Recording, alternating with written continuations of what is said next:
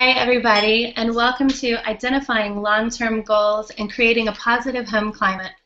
My name is Amy Bryant, and this is our first workshop in a series of 4 workshops based on Joan Durant's book, Positive Discipline in Everyday Parenting. Today, we're going to set some concrete long-term parenting goals, and we're going to develop some strategies to meet those goals. And then we have some handouts that you guys should probably already have, and if you don't, I'm going to pop them in here and you can download them now while I'm talking. And then we're also, in order to help us create these goals, we have some, my co-host and also 2 guest educators here who are going to talk about these to really help us get a broader understanding of what these goals look like and how we can apply them to everyday work with our children. And then in the final 10 minutes of today's webinar, we're going to come and answer your questions. So if you have questions, you can either write them down on a piece of paper to ask us later, or you can go ahead and go in the Q&A section and write them down as you have them. And I think the Q&A section is at the bottom right of your screen, and you can type them in there. But before we get started, I'll introduce myself and my co-host and our 2 guest educators. As I said, my name is Amy Bryant. I'm with Parenting Beyond Punishment and Wild Child Counseling. I am a licensed board-certified counselor and an educator and child advocate. And I started Parenting Beyond Punishment because parenting is hard, and I really wanted to give parents a space to come and get support and ideas of how to work with their children in ways that don't include yelling and spanking and other punishments. I really love to work with children and adolescents. That's my passion, and a part of that is realizing that parents really need more skills. We all need more skills, and we're all working on them all the time. So I'm really glad to be here today because I feel like we have some concrete tools that we're going to be going over for the next 4 sessions, and I think that you're going to find them really helpful too. Next, I would like to introduce my co-host, Robbyn Bennett, who I got to know last year about this time, and I've had the opportunity to work with a few times over this past year. Robbyn is a psychotherapist, an educator, and a child advocate who specializes in the treatment of mental health problems due to early abuse and neglect. Her life's work is aimed at ending child abuse and all forms of violence against children. She's the founder of StopSpanking.org, a nonprofit dedicated to educating the public on the dangers of spanking, and she's also on the steering committee of the U.S. Alliance to End the Hitting of Children, an organization dedicated to supporting the movement to end spanking here in the U.S. Robbyn, thank you so much for being here today. Oh, it's great to be here. I'm so excited about this event that we're going to do today. I am too. I'd also like to welcome 2 of our special guests today. Rachel Bailey is here with us, and she says that first and foremost, she's the mother of 2 daughters. She has a master's degree in clinical psychology and is a certified positive discipline educator. As a trained coach and therapist, she currently teaches parents how to raise children who believe in themselves, make healthy choices, and meet their full potential. She also helps parents redefine the idea of perfect parenting in order to reduce the worry, guilt, helplessness, and desire for perfection that we are so often a part of in parenting. Welcome, Rachel. Thank you for being here. Thanks for having me. And finally, I'd like to welcome Dr. Ross Greene. He is the originator of the collaborative, proactive solutions approach, formerly known as collaborative problem solving, as described in his influential books, The Explosive Child, which is now in a completely updated 5th edition, and also in Lost at School, which is now in a revised 2nd edition. Dr. Greene served on the teaching faculty at Harvard Medical School for over 20 years and is currently adjunct associate professor in the Department of Psychology at Virginia Tech. He's also the founding director of the nonprofit Lives in the Balance, which provides a vast array of free web-based resources on his model and advocates on behalf of behaviorally challenging kids and their parents, teachers, and other caregivers. Dr. Greene lectures widely throughout the world and lives in Portland, Maine with his wife and 2 kids. Welcome, Dr. Greene, and thank you for being here. Thanks for inviting me to do this. Yeah, I'm really excited.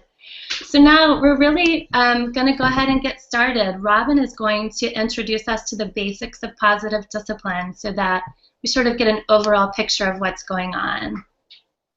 So positive discipline, there's so many different models out there, but the overarching idea that I think we are all moving toward is how do we use our innate relational tendencies and desires to help form our children, help them grow and develop.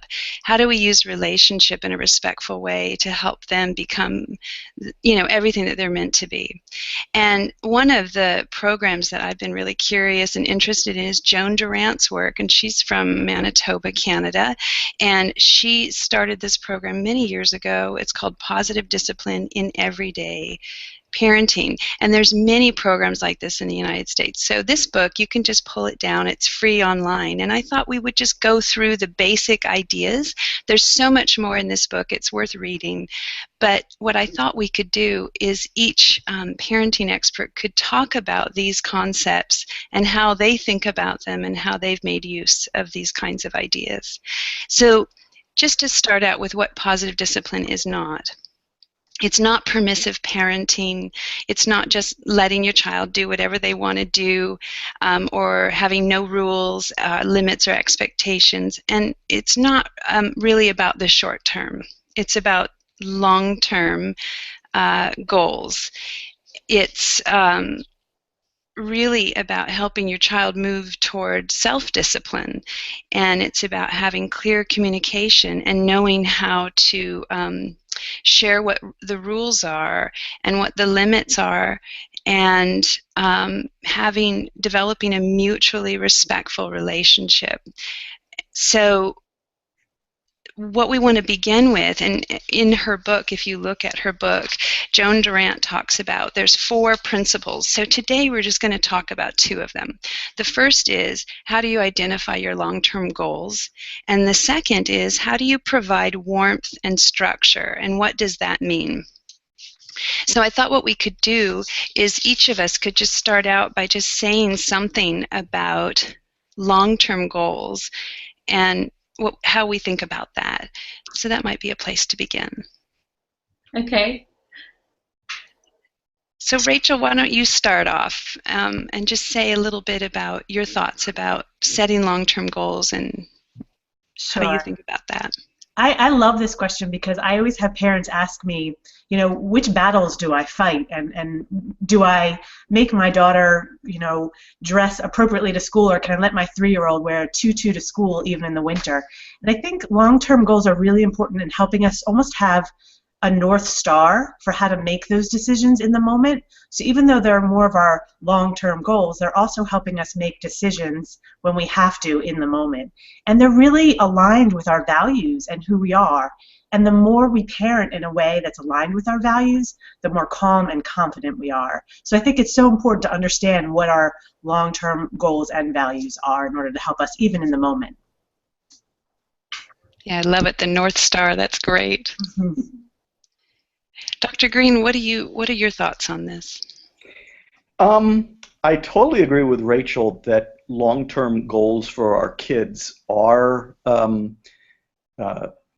foundation for those are our values as adults, our experiences, our wisdom that we've come to over the years, and our vision for what we hope our kids' values will be.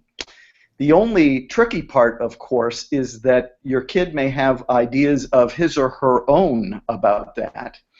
And so blindly, and this is not what Rachel was saying, but blindly pursuing our values without giving very serious consideration to who is this kid, what are his skills, what are the things he's not so good at.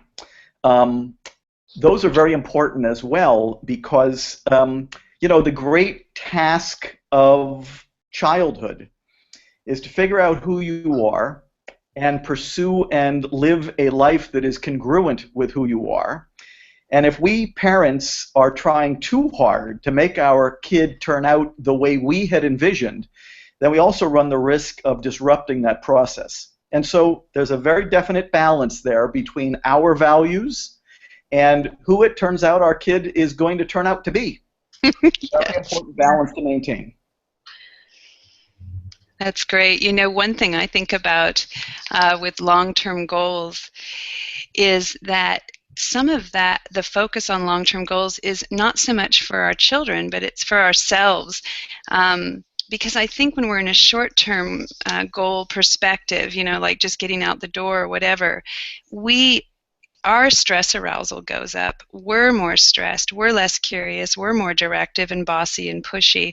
But if we can get this sort of expanded view of like what we're really trying to do, develop relationship, model respect, or all of those things, it tends to calm us down. Mm-hmm. It helps us stay curious. It sort of softens the focus. It doesn't engage our own stress in terms of like our own anxiety about what we're trying to do. Yeah. I'm laughing because I have a now 17-year-old daughter who I would call a slow mover. My daughter does not feel a great sense of urgency about much. And so then we have what we might call the clash of the values, especially when I used to drive her to school in the morning, because one of my values is be on time. Don't be late. And here we have clashing values because my daughter does not feel a particular sense of urgency about much of anything. The folks at school felt that there was something important about being on time to school as well. And so, you know, that's when life gets interesting. The short-term goal is get my daughter to school on time. This was way back when. My value is, you know, the folks at school want you to be on school on time. I would like to maintain a good relationship with you. I don't want to let the time issue get in the way of us having a good relationship. But here we are. The clock is ticking. Now what do we do? So it's an interesting sort of values dilemma. I usually err on the side of relationship, even when I've got the school breathing down my neck about me being on time to school. Luckily, there are ways to maintain that balance. Sorry, Amy, I think I interrupted you. That's okay. I love that example because I think even for those of us who are so on board with putting the relationship first and finding ways to really work with our children, it doesn't mean we don't have these areas where our values and our children's sort of way of living right now have some conflict, because it's real life living with children. And I think that's why we're here today. I think we have short-term goals that have to happen, and we have these long-term goals, which I think all of y'all touched on saying, is that these long-term goals give us a way of interacting with our children when those short-term things have to be addressed. And when we take the time to, all of y'all are doing right now, joining us in this webinar, to take the time to write down what those long-term goals are,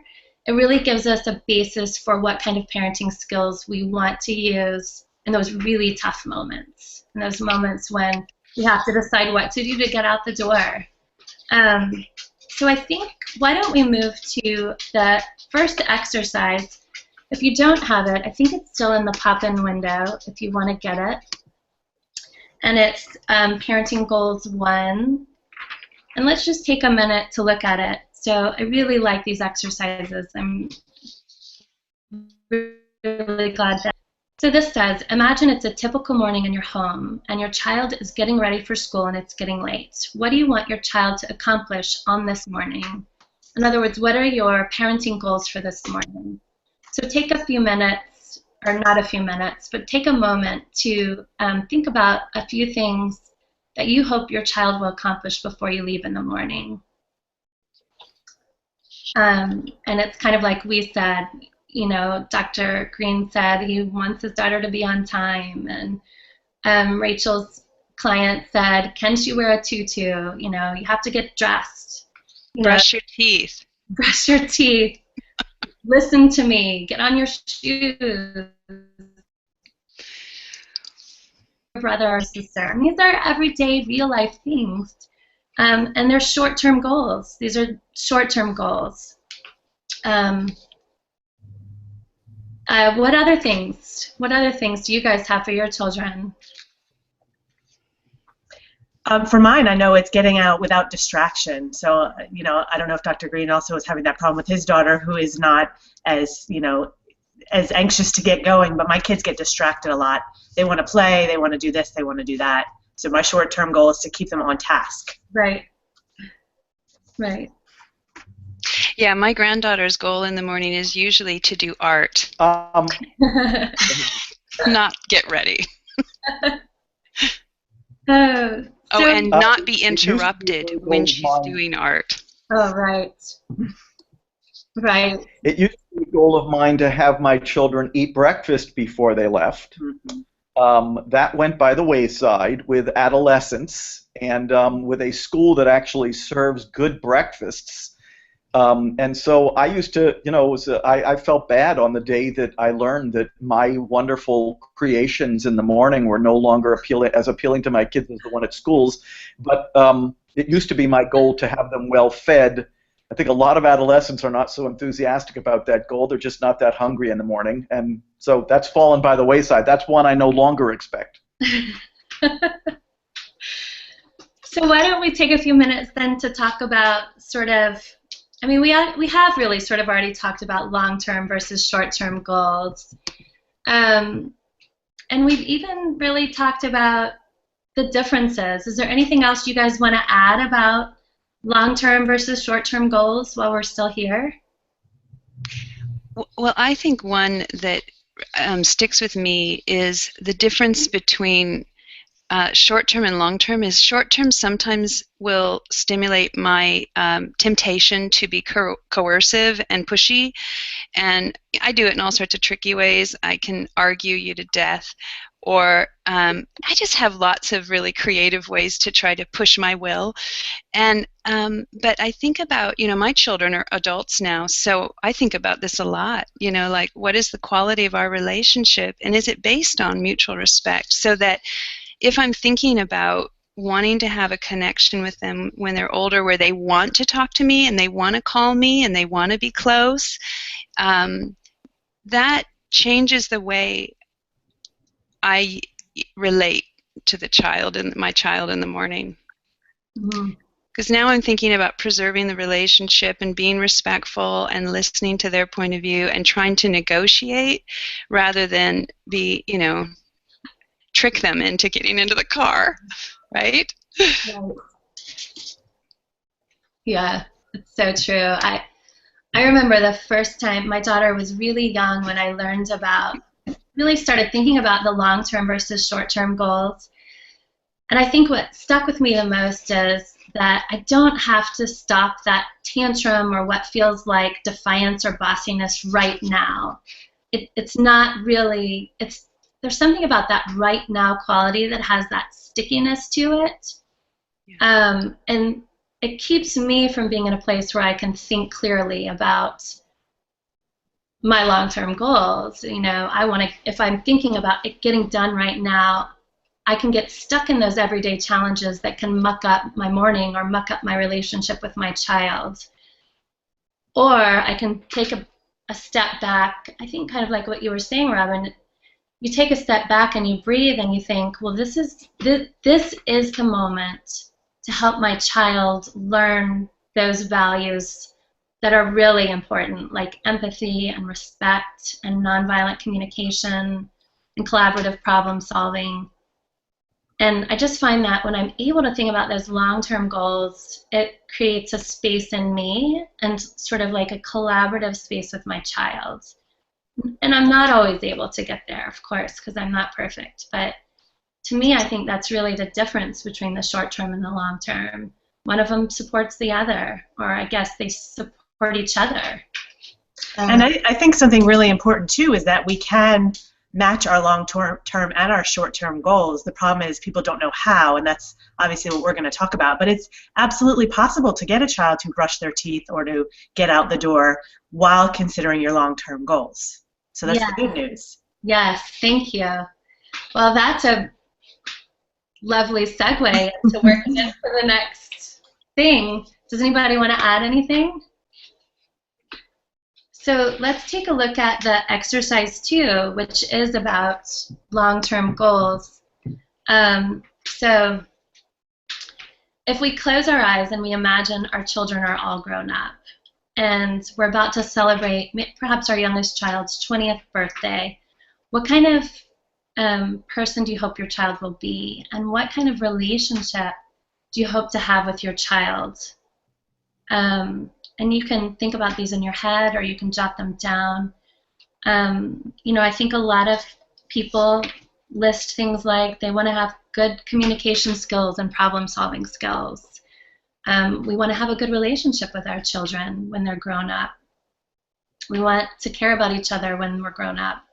We want them to learn how to have empathy, how to have respect, how to, you know, knowing right from wrong, and critical thinking skills, honesty, responsibility, you know, so many things I think that we want for our children. And I think that these are fairly universal. I mean, I think cross-culturally, people want their children to be able to solve problems and communicate and have empathy and respect for themselves and for other people. Amy Carissa has made a comment that she's got a 4-year-old that's not defiant or anything. He just is very distracted in the morning, and she's just sort of wondering how to, like, so that's an example of how could we apply this. One thing I'm thinking about in the morning is that part of what I want is when my daughters and they are in their 20s now, if they're having trouble, I want them to remember I'm there for them. So I want them to have this you and me experience that, like, when life's hard or they're struggling, I'm right there. So how I would apply that in the short run with her little 4-year-old is I would be thinking about, if he's distracted, he actually might be looking for ways to soothe or to feel good about the pressure of having to get up. Like, even if I'm getting up and I'm going to do something I want to do that I'm looking forward to, it's still kind of stressful. Transitions are stressful for all of us. And so I think part of it is, how do you create a you and me experience there? How do you get connected with him, get down on his level, and have eye contact and breathe and, like, be present with him? And that's hard if I'm in the to-do item, because I'm not doing eye contact and I'm sort of going through my to-do list and I'm kind of moving. So he's pacing himself with me, I think. So then how do I slow down to kind of take it easy and know that it's gonna be all right? And how do I help him feel me and be connected to me and use me as a way to cope with the transition, rather than seeking toys or whatever other things he seeks out to feel good when he knows he's going to have to get his coat on and, you know, get ready and go out the door, and, you know, he might just want to stay home. Or Right. I mean, I think you're right. Sometimes distractions are really about the difficulty of the transition for young people, and as we get older, even sometimes they're difficult. I think that's a really good example of the difficulties of dealing with the short-term needs versus long-term goals. And Carissa, I hope that you found that to be a helpful response. I think we're going to talk a little bit more as we go on, which will hopefully give you even a few more tools to help you with that transition. Let's take a few minutes to talk about that difficulty, just the difficulty of dealing with these short-term and long-term, these short-term needs and these long-term goals. Well, you know, one thing I'm thinking about is the next principle, which is warmth and structure.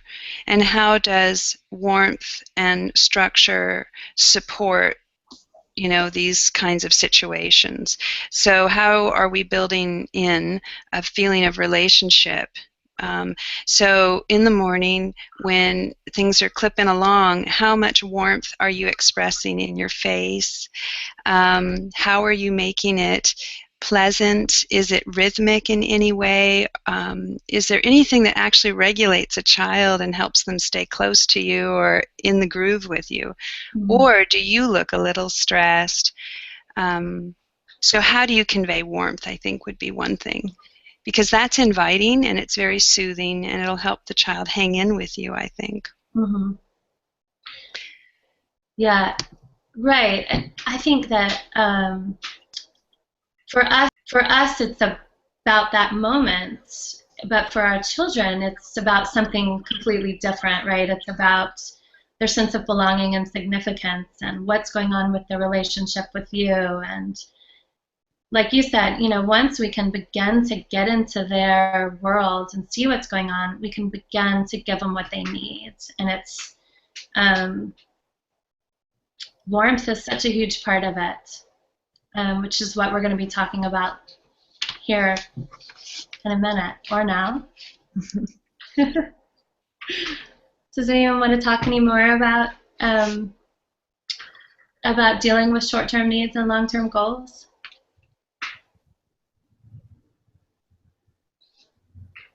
Okay.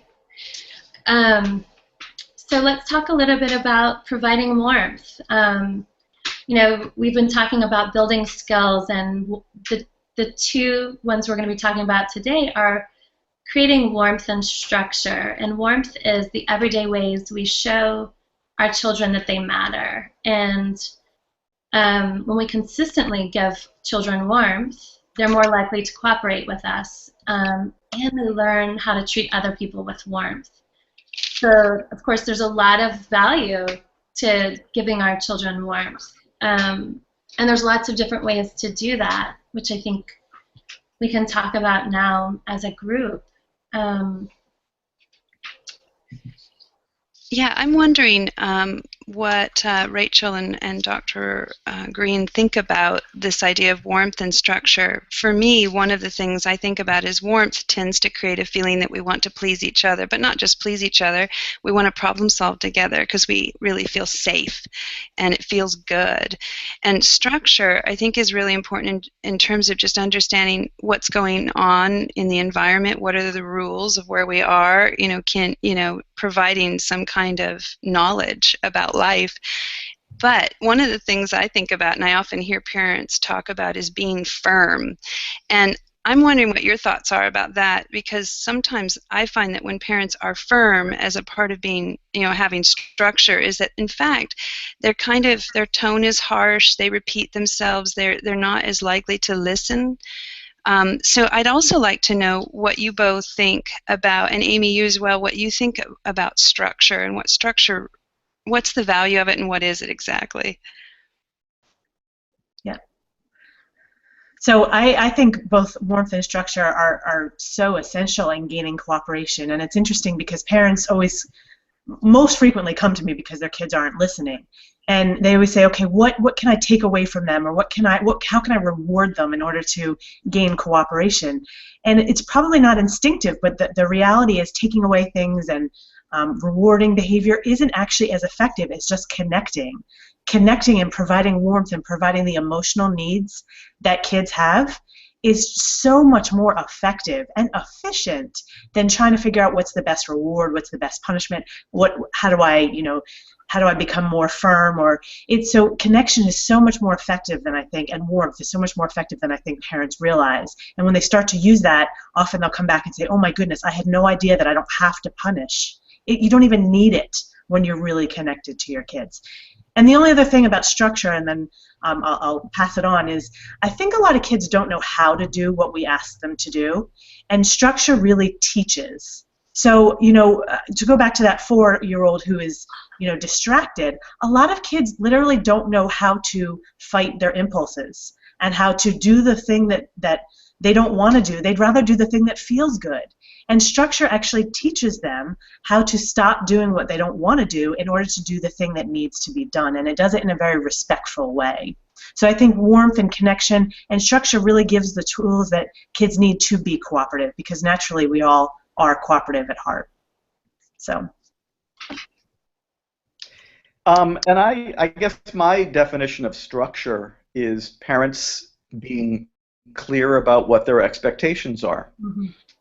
So I talk a lot about expectations, expectations for certain behaviors, expectations for how we treat each other, expectations for household responsibilities. I think that structure comes from parents being quite clear about their expectations and being also bearing in mind that there are some kids who have difficulty meeting those expectations, and how we deal with our kids when they're having difficulty meeting our expectations really goes a long way toward establishing what kind of relationship we're going to have with our kids.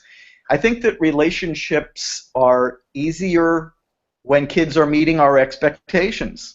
I think relationships are easier when our expectations are in line with what our kids actually can do.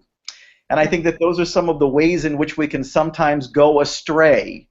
And this overlaps nicely with short-term and long-term, because I think parental anxiety plays a very big role here. Parents, especially in the heat of the moment, often get very freaked out that their kid is not going to meet a short-term expectation. And then often parents, I've been guilty of this myself, I kind of have to rein myself in here, sometimes we project short-term difficulties into the future and think that our child has no hope whatsoever of ever being on time or of ever going to college because of a short-term difficulty they're having now. And so I think that causes us to go overboard and be, as Robbyn was saying, overly harsh, overly immediate. A lot of that in the heat of the moment, short term, a lot of that is driven by an over-focus on short term, a loss of perspective on long term, and a lot of that is driven by parental anxiety. The good news is, and so I actually don't talk that much about the word cooperation. I talk a great deal about the word collaboration.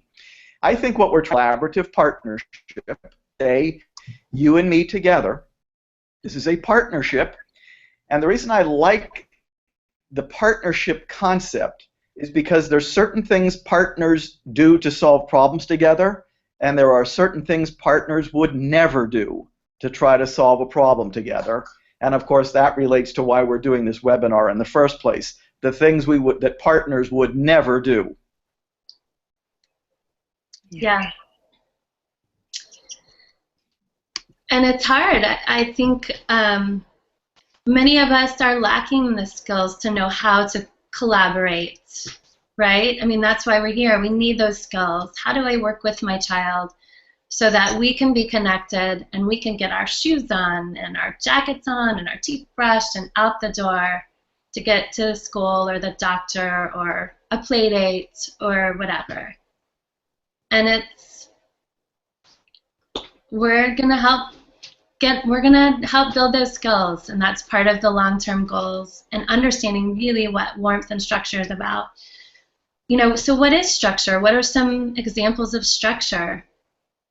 I always think saying, you know, this is what's going to happen next. You know, we have to leave at 8:45, and so at 8:15 these are the things that need to happen. What would it look like to collaborate when the teeth have to get brushed and the hair has to be, well, maybe the hair has to be brushed, the shoes have to be put on. What does that collaboration look like? Well, you know, it's interesting. I was reading Wendy is saying that she's got the structure down, but it's harder to be warm, particularly when they need to get moving along. So I think part of it is that, you know, we're trying to self-regulate our children through co-regulation, right? Which means when Dr. Greene's talking about we're getting anxious, that means, okay, we have to stay with ourselves now, which means if I'm not feeling good inside and I'm starting to get anxious and I'm starting to feel like, oh, I can't make it, and if you're a mom that feels kind of overwhelmed without support, trying to get your children out the door, that might kind of trigger those feelings of being alone and not having anyone to partner with or collaborate with. So I think one thing that can really help with the warmth is to breathe. I really feel that way, because when I'm moving, that actually just physically moving around and doing things excites us. And then it can activate a lot of feelings. So if you can just stop and breathe, and then remember that you're not alone, that you're with this child, that you have a relationship with. You're in partnership. So remind yourself that you're in partnership and that this child loves you and you love this child. And then just say something from that place. Just let your heart soften a little bit. Just stop everything for just a moment and look at your child and, say something from your heart. With me it would be, "You're so beautiful," but that's just me. You say what you want to say, but you speak from this heart place, and then you're going to remember that you're in partnership with this little person who's going to be your lifelong friend. Yeah. So I think a lot of it is just finding ways of remembering that you are in partnership and you can trust that relationship, even if you can't solve the problem in the moment, or that that baby's going to go to school with messy hair and you're going to be embarrassed and fear judgment and, all of that. Right. Rachel and Dr. Greene, what do you think of? I don't know if you can see these questions, but there's lots of questions here, and maybe we can respond to some of them.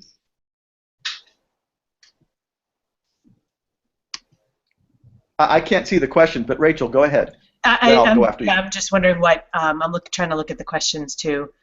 Do y'all want me to read one of them out loud? Yeah, so I know what. Okay. I can't see them. Maybe there's some way that I don't know to look at them, but that's okay. You can read them out loud. Okay, I'll read it out loud. So this person writes, "I have trouble with how to deal with my kid when he doesn't meet my expectations of not hitting, biting, or screaming at his younger sister or us when he doesn't get his way or the thing that he wants. I like what Dr. Greene is saying, because in the heat of the moment, the short term, I notice I get very upset or some parenting anxiety over repeatedly asking him to be nice. He's 3.5. Yeah, I think it's important. We've talked about this a little bit. One of the things I know that gets me as a parent out of my own anxiety is actually understanding why my child is doing what she's doing, in my case she, because I have daughters, why my child is doing what she's doing. So when I'm thinking about my expectations and my need to have my daughter stop doing something, it gets me anxious because I don't have control over that. Mm-hmm. So what I want to focus on instead is, why is she doing what she's doing? Because our behavior that we as parents see as negative is always an unmet need. And I know if I can help her meet her need, so maybe she's, in this case, maybe a child is hitting or acting aggressive because he feels incapable or out of control because a sibling is taking something. But when we actually focus on what's going on from his or her perspective, it lessens our anxiety, because then it puts us into something we have a little bit more, not control over, but we can be a little bit more aware of, and we can be focusing on something that we don't need to control. Right. And we can empower them with some skills too, because I think so often when their behavior is indicative of something like this, they're trying to tell us, I'm feeling out of control or unsafe, or sometimes I'm hungry, but in this instance, they need more skills. He needs skills for what to do instead of hitting or biting or pushing or yelling. And sometimes empowering with them with those skills, like you empathize. I see you're really angry. You're biting your sister. You can ask for more space. You can say, I need more space, if that's what you notice. If you notice that she's too close to him, or maybe she's taken something from him, and you can say, you can ask for it back, or can sort of navigate that. And this is a whole other skill, but navigating that peaceful conflict resolution where you help them ask to take a turn and you help them give the toy back. Those are really empowering tools, and it can really help navigate those spaces where the child is so flooded with emotions that the only thing they know what to do is to bite or to hit or to push or to yell. And those children need skill building, just like we need skill building as parents ourselves. I'm interested to hear, Dr. Greene, what you think about this situation with the little boy who's biting and hitting. Uh-oh. You may have lost him. So he may have cut out for a minute. Let me ask, and there's another question on here which I thought was really, I may have missed it. Vanita asks, I have a just turned 5-year-old daughter who is intense and at times rigid. Can you provide some specific language to empathize when the feelings come from a negative and angry place when there doesn't seem to be any apparent reason?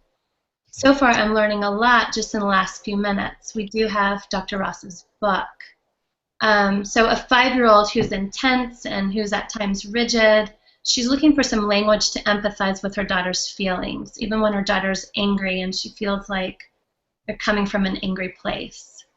Are you back, Dr. Greene? We lost you for a minute. We'll hang in and see. I'll say one thing about that, and then maybe if Dr. Greene's back, he can. And of course, I want to hear what Rachel has to say. I think with little children in particular, sometimes if she's really rigid and getting really... Tell me. How about now? Are you back? Yep, we can hear you for sure. I can't tell. Can you hear me? Yep. Yeah. Yes. So I think with little children, it's really important to pay attention to the sensory experience that your child is having, because children can get really aroused, not just because they're having negative emotion, they can just become extremely overstimulated. And so one way is to relate, of course, by touching. I think that's important if your child will tolerate it. Getting into physical closeness that feels good to your daughter or your son, and just recognizing when his body goes rigid, and then even just a light touch, close eye contact, and then breathing and creating safety, and then use your words once you begin to feel that the child's connecting to you, because sometimes little children, the words kind of flood them too. And you'll know because she'll start looking at you and she'll start responding and she'll start using her words. And when she's using her words, then you know that then you're back into a cognitive space that's online in her brain. No, that's, yeah. Rachel, what do you think about this little boy? I would love to answer. I just want to see if Dr. Greene is back because I saw. No, not yet. Okay. I think it's important when we're trying to figure out what to say that we're speaking from our children's perspective instead of our own. That we're thinking about what they're going through. And when we can understand what they're going through, it's actually almost easier to come up with a word. So if you see that she's, anxious or frustrated, letting her know that you understand and using your language and as Robbyn was saying, using your body to connect with her in that moment. So if you think she's frustrated, you can say, I can tell you are so frustrated right now. And you want to, not say it in a cold way, but try to do it in a way that's more connecting so that she feels understood, because for kids, feeling understood actually calms them down a lot. So thinking about what she's going through, what her experience is probably like for her. Can you guys hear me now? Yes. Oh, good. I don't know what's happening. Technology is not my thing. What I was saying earlier is that my keyword is proactive. And one of the things I describe about my model is that it's an upstream model. I think of behavior as being downstream. I think of the problems that are causing those behaviors as being upstream. And so we get very caught up often as parents in behaviors that are in the heat of the moment, but that are always reflections of problems that are actually quite predictable. So, as an example, if a kid is having difficulty getting out of the house on time for school on Thursday, there's an outstanding likelihood that that's been a problem before. If a kid is having difficulty brushing his teeth, outstanding likelihood that this is not a first-timer. This is a highly predictable, unsolved problem. And yeah, the behaviors that kids exhibit when we try to make them do these things frequently aren't to our liking. But if we get too caught up in the behavior, which is downstream, we lose sight of the fact that there is a problem causing that behavior. That's what's upstream, and that problem is usually highly predictable, and that we can collaborate with our partner, our child, proactively to get that problem solved so it doesn't cause the behavior downstream or in the heat of the moment the next time. So a big part of my work is to get people out of the heat of the moment as much as I possibly can. Yeah. And what makes that possible is the fact that the problems that are causing us to be in the heat of the moment in the first place are very predictable. They're sitting there waiting for us upstream. We just have to start paddling upstream rather than focusing so much on what's going on downstream. Yeah.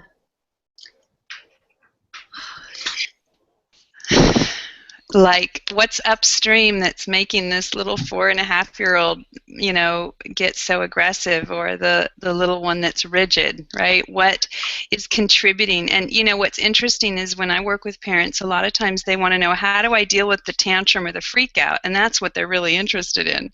And when I tell them, well, I think we need to start with when things are good and building in more in those moments when things are really good, they're like, well, that's almost a little counterintuitive at first when you think about it. It's like, well, I'm not worried about the morning.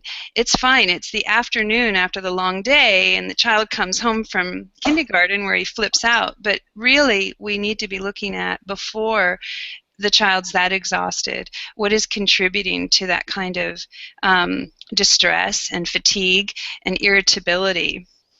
And really to build in connection, and also just really wonderful sensory experiences too for the child when they're feeling good. In other words, is the child getting enough movement and exercise and fresh air, and are they walking enough? And your children really need to be able to move in relationship with their parents.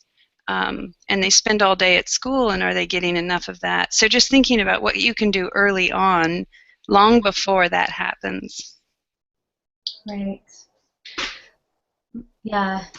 I think especially when we know the problem is going to be coming, like you said, after school, when they're going to be tired, and do we prepare for that by getting more and more tense as that moment draws clearer? Oh, I'm going to pick my kid up and I'm happy to see them, but they're just going to be a wreck. Or can we be proactive, like Dr. Greene said, and say, what can I give my child in that moment that he needs, the warmth that he needs, and maybe going for a walk in the woods, like you said, Robbyn, being outside. And all those things are so important for our children and for our relationship with them, both in the short term and the long term. Rachel, is there anything you want to add? No, I would just agree with what everyone is saying. I always talk to parents about parenting really being about proactive and not reactive. A lot of parents want to know how to react in a situation, but it really isn't about being reactive. It's about building plans and solving problems ahead of time that are going to happen, building that relationship ahead of time so that in the moment there can be more collaboration. Yeah. So I agree. Yeah. And I think, tantruming and difficult behavior, it's interesting. I often hear parents, I'm like, can you predict it? And Dr. Greene is saying, yeah, you can predict it, but in a way, can you see it coming? And I think as parents, if we're stressed out and we're in a short-term mode and we're clicking through and we're just getting stuff done, and maybe I didn't eat breakfast, I'm drinking my coffee, I'm out the door, I can really deprive myself of appropriate sort of like rhythmic experience and good body experience and diet and exercise, but your child won't be able to tolerate that lifestyle as much. So they're sort of like the canary in the mine, they're going to be the first to squeak and squeal and make a lot of noise. So in a way, do we see the signs that the child's starting to not feel good?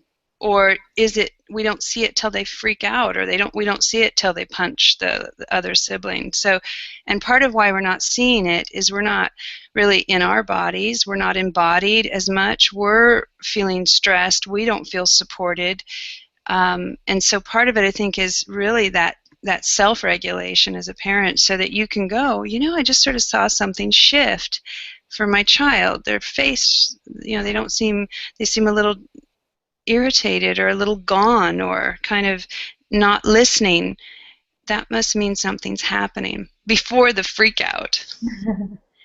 Right.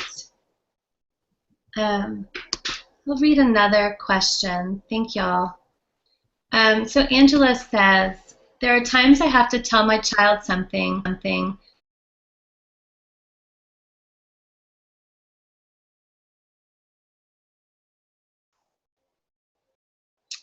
Is everybody still there? Sorry, my computer just did something.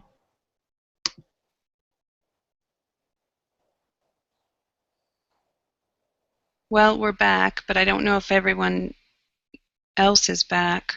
I don't know either. Did that happen just on my end? No, it just sort of reset. Huh. I think I lost everybody. Dr. Greene is there, I can see. Is Rachel there? Rachel is not back. It's still broadcasting. Hi, everybody. Right. Sorry, we're having some issues. Well, why don't we just... You were going to say there was a question. I can't read it anymore. Let me see if I can. Let me try to pull it up. No, I don't have any of the questions. I do. Okay. Well, I have just one I can see. What other strategies can we use to calm ourselves as parents before we're losing it and having a tantrum sideways of our child? Oops, and then I lost the rest of it. We lost Ross and Rachel. Well, this is unfortunate. Okay. I couldn't hear because it cut out. So she said, what other ways? Yeah, I think she was looking for ways of, proactively avoiding the tantrum and also feeling her own distress. What are some things she can do to stay calm? Right. Hi, Rachel. Welcome back. Thank you. Sorry about that. No, it's something glitched, I think, on my end. Okay. Or on the webinar Jamin. I think that's a great question, Robbyn. In some ways, I guess it depends on what the child is having a meltdown about. Yeah, and I think what this mom is asking is what strategies can she use to calm herself as a parent before losing it and having her own sort of tantrum with her child, and passing that anxiety on. Right, sort of like circular. Yes. Right. I know what works for me is I have a couple of, if I feel like I'm really about to sort of join my child in her upset, I typically do something kind of funny. I will flop to the floor and sort of make a funny face, and it sort of makes me laugh, and it oftentimes makes her laugh as well. But it sort of breaks that tension that, for me, fills up in my chest and in my head. So I do that. Another thing that's helpful for me is exactly what you said earlier, Robbyn, is to take a deep breath and get more oxygen into my brain and into my body so that I can start to think again. Because oftentimes we flip our and think, and what we need is more oxygen and not less. So we're holding our breath and we're upset, and taking that breath can really help. Those are my two go-to strategies. Yeah, I think those are great. Moving, I think, is really important. Getting a glass of water, physically moving your body can help regulate as well. I think everyone sort of knows what helps them, but definitely movement is a big one. Stepping outside and just breathing in some fresh air can give you a different perspective, because what you're trying to do is not feel threatened. Your lower brain is starting to get anxious. Anxiety comes from, you're getting it from the brainstem, and it's turning you into a state of, oh, I'm under threat. And you're not. So you're just trying to get your body to get back into equilibrium. And One thing that can help too is just be honest and just say, I'm starting to get really anxious and I'm going to try to breathe for a minute here because I'm having trouble. And I think that really helps children because then they don't feel like you're blaming them, and they'll often feel bad for you, you know. And so just they can see you struggle too sometimes with your own sort of distress. Rachel?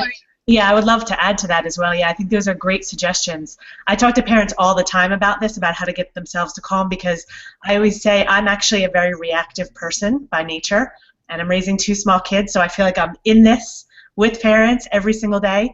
I think the first thing to do, well, first of all, if you can proactively understand what your triggers are, so a lot of the work I do with parents is what does trigger me and get me really upset, and how can I work through that?